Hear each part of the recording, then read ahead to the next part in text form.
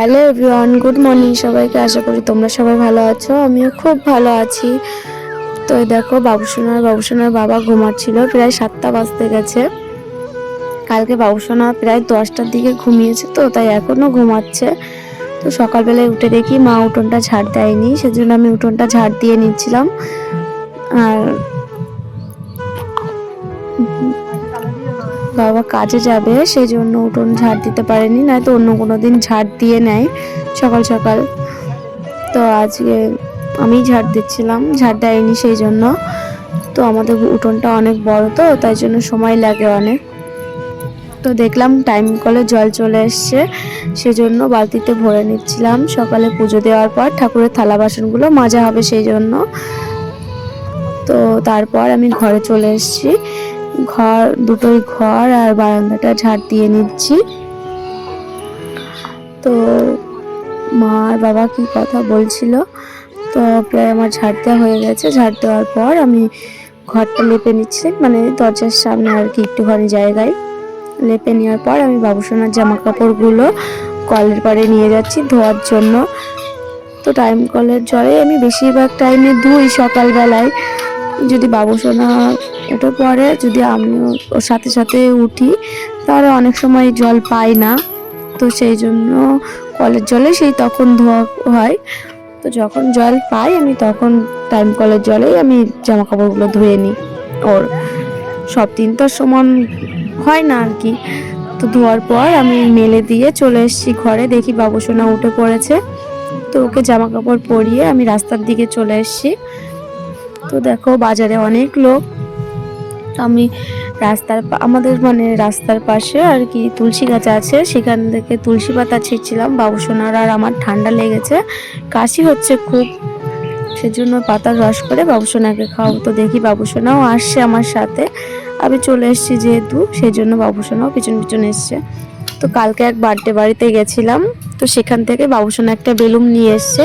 তো তোমাদের সাথে সেটা শেয়ার করতে পারিনি আমি। তো আমাকে এসে বলছে, মা তুমি কি করছো? আমি বললাম তোমার ঠান্ডা লেগেছে তাই তুলসী পাতা নিচ্ছি, খাওয়াবো সেজন্য।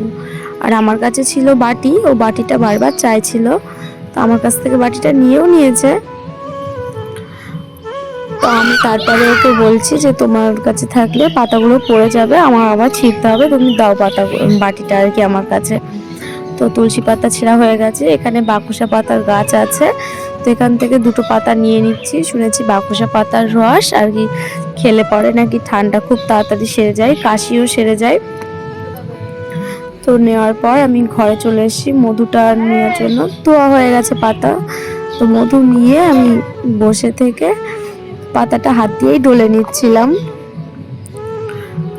দুটো চারটে পাতা তো সেজন্য একটু একটু জল নিয়েছিলাম। তো পাতাটা প্রায় ডলা হয়ে গেছে আমার।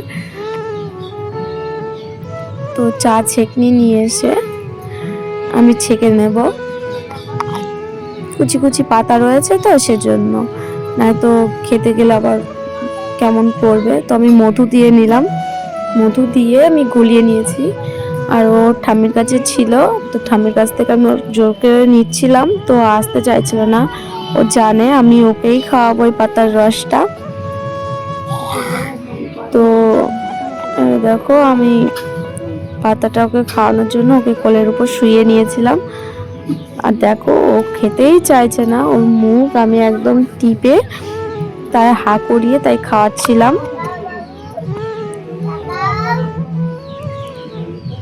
কালকে এরকম তোমাদের দাদাভাই ওর অ্যান্টিবায়োটিক ওষুধটা ফুরিয়ে গেছে তাই আনতে গেছিল, তো রাত্রি এরকম খাওয়াচ্ছিলাম, খাওয়ানোর পর ওরকম বারবার করে ফেলে দিচ্ছিল। তারপরে এই মধুর রসটা যখন খাওয়াচ্ছিলাম দেখলাম মানে ও দেখছে আর কি মিষ্টি মিষ্টি লাগছে, সেই জন্য একটু খেয়েছে।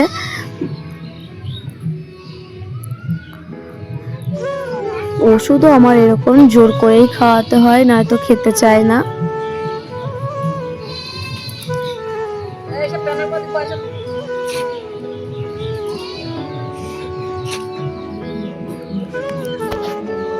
তো ঠাম্মি বলছিল যে থাক আর খাওয়াতে হবে না। তো খাওয়ানোর পর আমি ওর মুখটা ধুয়ে দিলাম, যেহেতু মানে মধু তো মিষ্টি মিষ্টি মুখটা আঠা আঠা করবে সেই জন্য। তো আমার কাছে বায়না করছিল ফোনটা দেওয়ার জন্য, তো আমি ওকে দিইনি। ওকে খাইয়ে এইটুকুন রস আমার জন্য রেখেছি, আমি খাবো তাই। তো আমি ব্রাশ করে নিচ্ছি, ওর ঠাম্মির বারান্দায় বসে কি খেলা করছিল। তো তার আগে দেখলাম যে স্নান করার আগে ভাবলাম থালা বাসন রয়েছে দুটো চারটে মেজে নিই, তার জন্য নিয়ে কলের পাড়ে চলে গেছিলাম মাজার জন্য। তো মাজি, তোমরা কে কোথা থেকে আমার ভিডিওটা দেখছো একটু কমেন্টে জানাবে, আর যদি ভালো লাগে লাইক করে শেয়ার করে দেবে। আর হ্যাঁ, মানে তোমরা আমার কেমন ভিডিও দেখতে চাও সেটা আমার কমেন্টে জানাবে, তাহলে আমার আর কি করতে সুবিধা হয়। না তো আমি বুঝতে পারবো না না যে কে কেমন ভিডিও আমার দেখতে চাও। তো কথা বলতে বলতে আমার থালা বাসন মাজা প্রায় হয়ে গেছে, আর এই হাঁড়িটা মাজলেই হয়ে যাবে।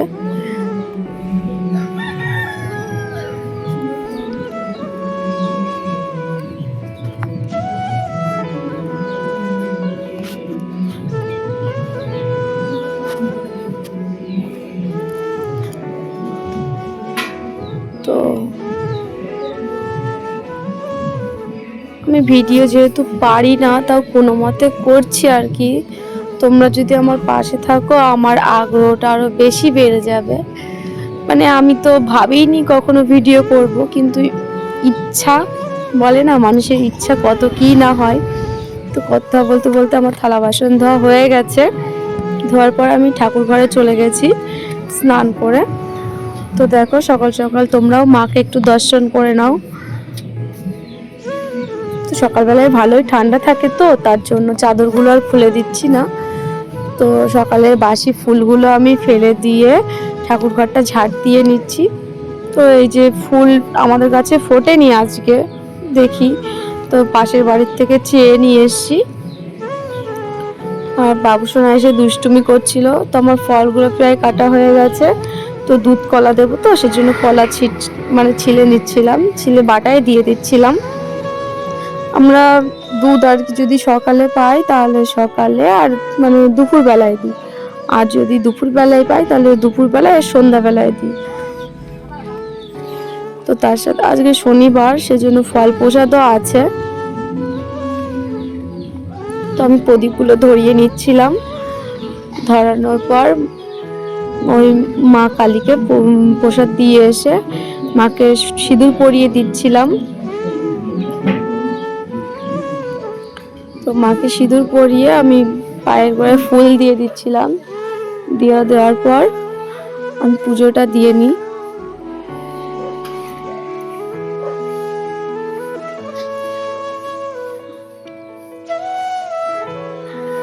আজকে বাবুসোনা আসেনি, ওর ঠাম্মি ছিল, তার জন্য ওকে ধরে রেখেছিল। আমি একাই ছিলাম ঠাকুর ঘরে। তো আমার মা মনসার পুজো দেওয়া হয়ে গেছে, আমি আর মার কাছে চলে গেছি। তো ঘটে মায়ের কপালে সিঁদুর পরিয়ে দিয়ে ফুল দিয়ে দিচ্ছিলাম। তো ফুল দেওয়ার পর আমি মাকে পুজো দিয়ে দিচ্ছি। তো আমার এই ভিডিওটা না এই পর্যন্তই। তোমরা মানে পরের ভিডিওর জন্য অপেক্ষা করো, আর কি কেমন ভিডিও দেখতে চাও একটু কমেন্টে জানাবে। তো আমার তরফ থেকে অনেক অনেক ভালোবাসা, টাটা, বাই।